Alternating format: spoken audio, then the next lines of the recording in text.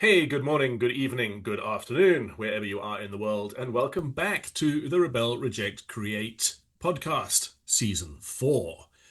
And my guest today is someone who I've actually spoken to before by the name of Anton Marshall, a creator and a rebel and an all-round maverick based in Cape Town in South Africa. Welcome back to the show, Anton. Thank you very much, David. Good to be back. Nice. So we had a conversation a little while back about why we do what we do, which I really thought would be a good conversation to have on the podcast. And you said something to me which really stuck in my head. And it's not a direct quote, but you basically said something along to the lines of the status quo sucks, which is why I want to do everything differently. I want to rebel against it and do things my own way. Right. Why? You were the why again. Yeah, look, not to sound overly dramatic about it, but you live life once. It's not a rehearsal. You don't get to do this again. And I accept that there's a certain amount of time you need to spend learning about that life and learning about yourself. But after a certain amount of years, that kind of has to stop, and you have to kind of stretch out who you are and push it out into, I think, a world space in the hope that the kind of personality you are actually makes the world a better place. And I firmly believe that if most people get to express themselves and how they feel internally, they get to put ideas out into the world that others can take up for themselves and adopt and adapt, and then, you know, become more whole as people, Mhm. um, more than Right. just the physical life, the emotional life as well. But Yeah. up until now, that sounds more philosophical than anything else. So where's the rebellion coming in? Ah, the rebellion comes in when you think that, or when you realize that by doing that, by choosing to go a path of expressing yourself, in choosing the option to go out and live, or bring more expression, self-expression into your life, it feels like a lot of the time you're working against what the world is actually putting upon you. Because, if you're not getting a lot of raised eyebrows from the people around you, you're certainly finding it much more difficult to navigate certain aspects of what your life was before, professional life, earnings, Mhm. social life in general, because you find yourself being the kind of person that doesn't just go with the flow.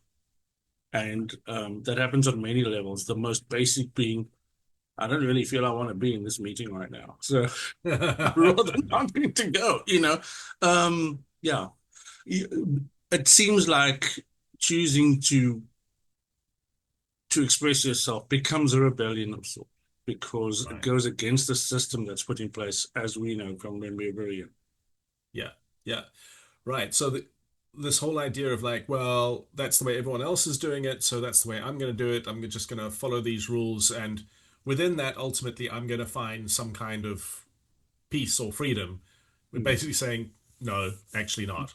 No, I don't want to speak for 8 billion people, but I think for a vast, or for some significant sector of people, that is true.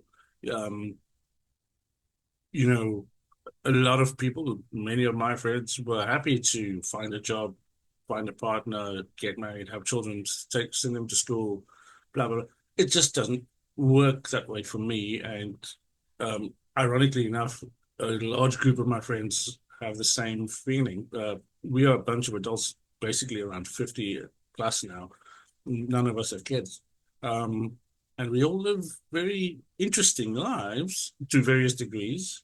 In my case, now really pushing into this idea of who I am and who I want to be and what I want to do with the time I have Hmm. is all really about uh, enhancing my message to the world. That's a very eclectic way of putting it, but Right. So, that's it. but what has being creative got to do with all of that? Wow.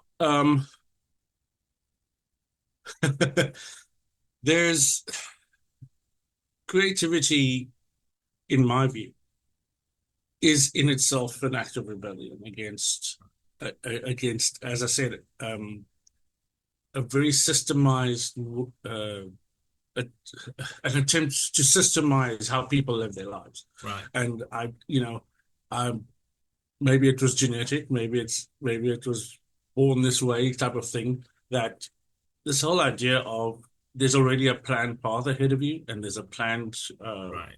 end for who you're supposed to be. That didn't really sit well with me. Yeah. One of the things I do a lot, or have done a lot through the years, is get on stage and talk to people.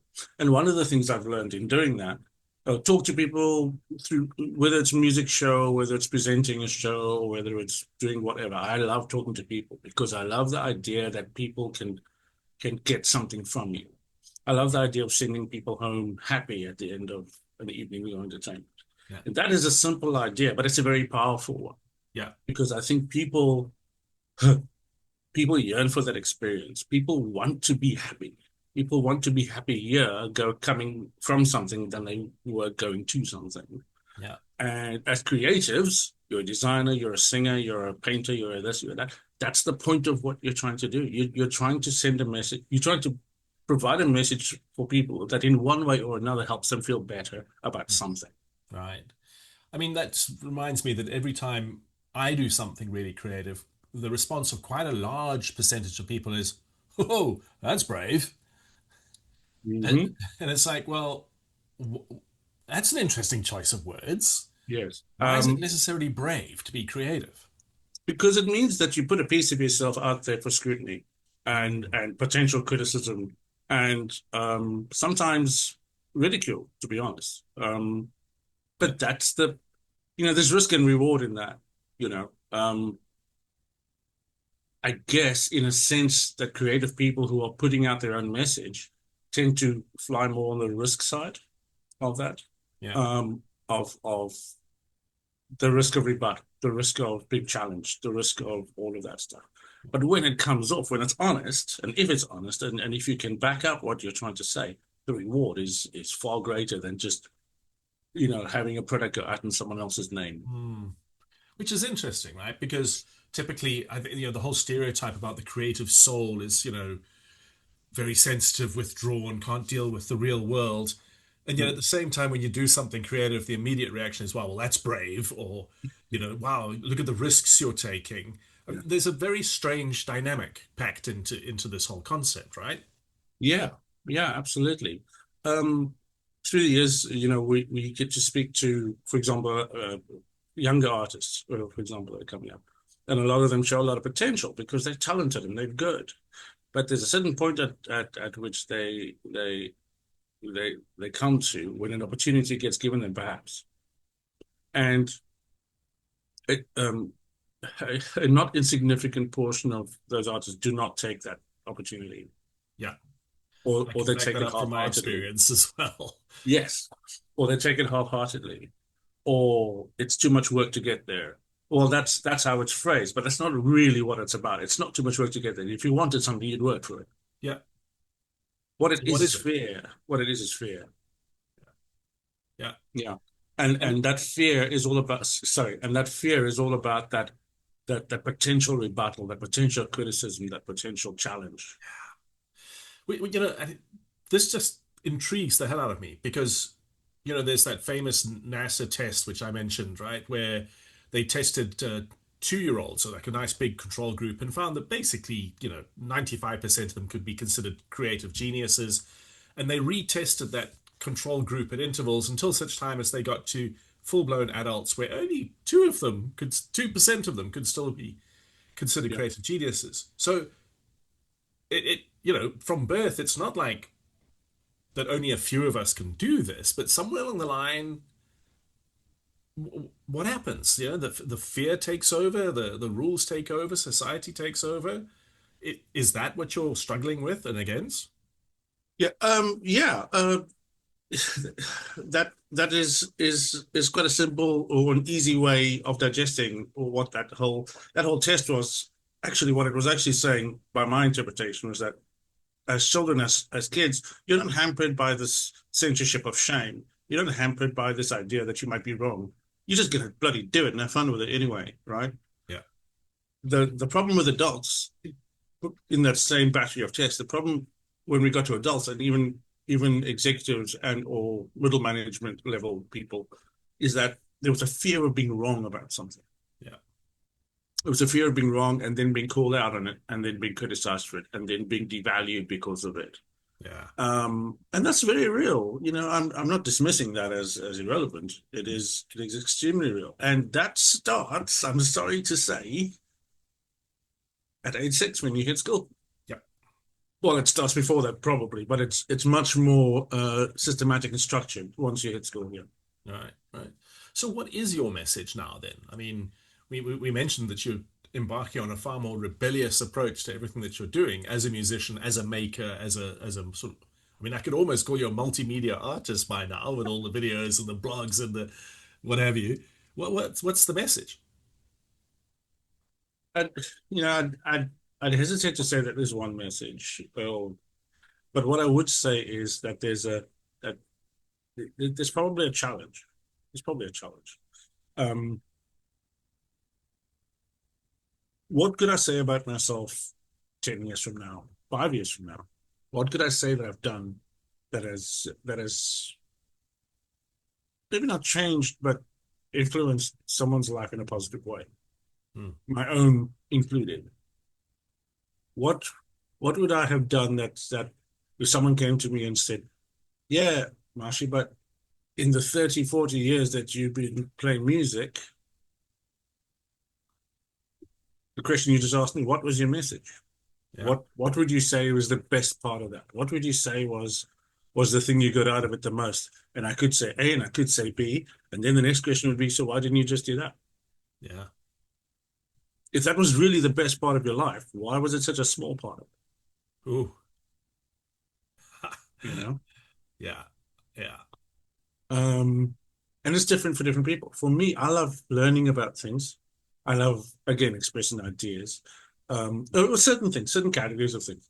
And if that's the best part of life, that if that's the aspect of life I enjoy most by being awake today, Hmm.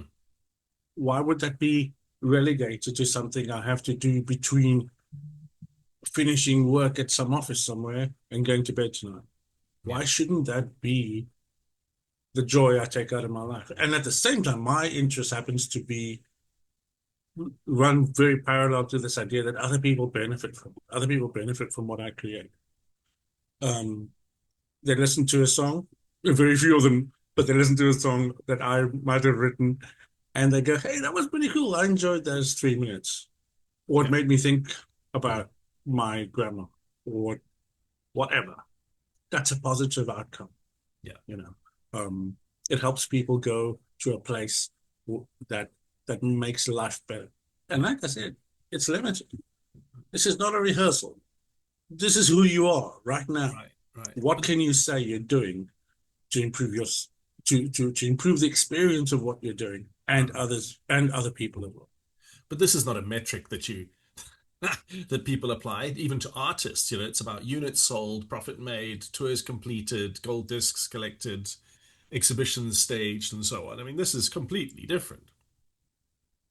Yeah, it is. And sadly, and I guess that's what I was saying at the very beginning. Sadly, that notion runs very counter to what is in effect a society structured around this external metric that goes, can you afford the gimmick coming through the mail?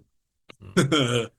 Can you pay the bill? Can you afford to exist, Yeah, basically? yeah, Unfortunately, that is something that I'm yet to find a way around. yeah, But there is a way, there are some ways in which you need to possibly closer align that personal self, that interest of what you do into making that work for you. yeah, I think there's a solution in 99% of cases. Yeah, you're not going to become Bill Gates necessarily, but you got to do enough to sustain yourself.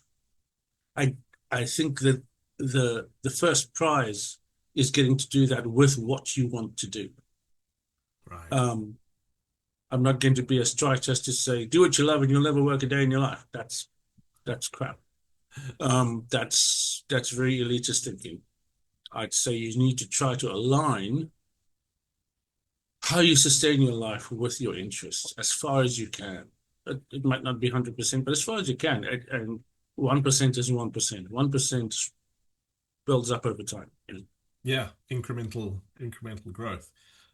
Right. So, I mean, I don't know if I can still call myself a techno optimist, but yeah, there's a very good chance that in the not too distant future, human beings will not have to do stuff that we now actively recognize as work, because a lot of that, well, those functions will become automated or driven by AI, and because quite frankly, a lot of it's just pattern repetition. In a world like that, uh, are more people going to be like what you're suggesting? Do you think that is an active, realistic option for us? I think something else will have to change before we get there. Mm, I think that the technology is getting there faster than the global ideology is. mm, The global ideology needs to move away from this idea that we value hypercapitalism, that we value rich people over ordinary or working class.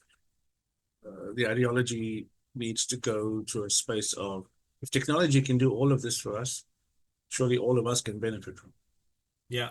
I mean, at the moment, what I see is people desperately trying to outsource their creativity to AI it. instead of going, like, how can I use AI to bolster my creativity? We're so trained to be these little robots next to an assembly line that the moment we get an opportunity to actually make our own assembly line, we go, no, no, no, I couldn't possibly. Yeah, exactly. Exactly. Yeah. Again, as I said, if the thinking is, I mean, my collision with AI has been sort of gradual as well, and it's been a case of how do I use this tool to further enhance the idea that I have, as Mm, opposed to let this thing give me ideas. And I think that's the shift of thinking that we need, that a lot of people will struggle with necessarily. Business being business being business is not interested in how the idea gets formulated. Business is interested in monetizing an idea, wherever it comes from. Therein lies the issue. If humans have more time on their hands to think for themselves, they can use AI to help them express those ideas. But I don't think AI will work for people from a point of, I need a new idea, let it think it for me. mm. I think that will be potentially a little more destructive than intended. Yeah, I mean, we still don't really understand how we come up with new ideas. I mean, a lot of ideas are just completing a pattern that already exists, and AI can do that already, can finish Yeah. off the thought. But when it comes to really novel ideas, we're not even sure how we do it. So I'm not sure how we can hope to build a machine that will do it in the future. Exactly. I mean, these people forget AI in itself is an idea. It's a theoretical Uh, idea based on essentially a language model. yeah. Um, that's all it is. It's someone's idea. Someone theorized an idea of how a machine could learn basic communication faster than humans could, Yeah. and then absorbed all this information, applied formal logic equations to how it processes information, and there it is. It's just an idea now as well. AI is still an idea. Yeah. Um, when that becomes when that manifests in a physical space, in a physical rendition, call it that, then maybe we'll have a different problem to ponder. Fair enough. When we reach the singularity. Yeah, So if you look ahead now on your path, what's changed and what is still going to change? right. Interesting. So you would know this. The eternal challenge for amateur and budding musicians and artists and creatives has always been fine, but how do the systems don't exist for me to monetize this to make a living out of it, to blah blah blah blah. I've now started finding that in the 2 months that I've actively focused on getting into the details of the step one, step two, step three, step four, a lot more has happened. A lot more has manifested out of effort, rather than out of hoping for results. Um, you get you get half a step down the road and you find the destination is half a step closer. Not to put the finer point on it. And so we spent a bit of time in this past 3 4 weeks. I play in a band called the Deadbeats, which is a five piece. And the difficulty there has been because it's a five piece, it's quite a cumbersome operation to move around, all right? And you can't, there aren't as many venues in Cape Town anymore in which to play such a thing. But three of us happen to be technically not employed by other people right now. And the three of us decided we can actually scale this offering down to provide a secondary option, which is smaller and easier to move around. But the effort that goes into that required that amount of effort. We would never have been able to put that together if we were still giving our time and attention to Right. real work. Yeah. Reminds me of that. I'm still not even sure if this is an actual quote from the golfer Gary Player, but where he said allegedly, "The more I practice, the luckier I get." And that's a very, yeah, I've heard that before as well. I think it was him as well that said that. Yeah. But it's a very appropriate statement. Um, and we said, okay, it's September. Uh, what's the chances of us being able to put this in outperforming before the end of the year? But then we took a different approach and we said, no, we've got this time. Let's give ourselves 3 weeks to get the product ready. Let's give ourselves 6 weeks to land the first date. Done. Under 6 weeks, I'd imagine. Yeah, Yeah. pretty much landed our first date this past week, which is in a little while. But the point is, we've secured the date Yeah. because we get that law that says projects expand to the time you give it. Yes. Right. Meetings is included in that. And we figured out a way that we could fast track a viable product within 3 weeks to get it ready in 3 weeks. It's a challenge, of course it is. But unless you do it, you're never going to get to doing it. Right. And that, I think, was been the biggest lesson for me in committing mental and physical space and time into doing what we discussed I was going to do six, Right. 7 weeks ago. Right. So it's not even actually the ideas, it's what happens next. What happens next? Yeah. Right. The idea is great, but once you get that, and I wanted to mention that to you as well, the idea is great. And I, we spoke about that idea that I had, or at least a roadmap that I had plotted out. That roadmap looks nothing like it did 6 weeks ago now. Yeah. Of course not. And you said things would change, and they have. But they've changed in a way that goes towards practicality and function rather than theory. Yeah. It would have been nice to do that, but this is actually makes sense now. Now that we're in the nitty gritty of doing things. No. Let's get this other thing coming first. That can Yeah. wait. That can go to the back.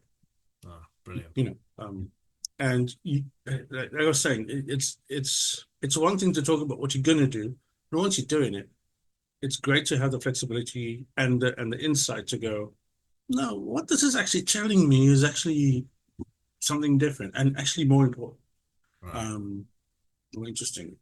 All right. So, what do you say then to the listener who's sitting here going, "Oh, yeah, fine, Anton Marshall, you can play five instruments. You've got 20 years experience, and this is a this is a real option for you. But I wear a suit and I have a 9 to 5 where I crunch numbers for a living. What can I hope to change using creativity in my life?" What do you want to change? Firstly, um, you know, it this is what can you help to do. Whatever you like, whatever your interest or passion might be, for argument's sake, right? If you're saying you don't have the time to do it, or don't have the time to think about putting 20 minutes into it, or 30 minutes, or an hour a day, or a weekend, if you don't have the time to do it, what do you have the time for? If you if you feel like you don't have the time to do something that makes your life worth living, what's the point of claiming to be creative, um, or claiming to want to pursue creativity? Yeah. That doesn't make sense to me. I mean, I've seen this Somebody, yeah, where people have added up how much time you spend, for example, just on your phone. You go like, well, that's 3 hours of every day, and I don't have yeah, 20 minutes to think about this great idea for my own business.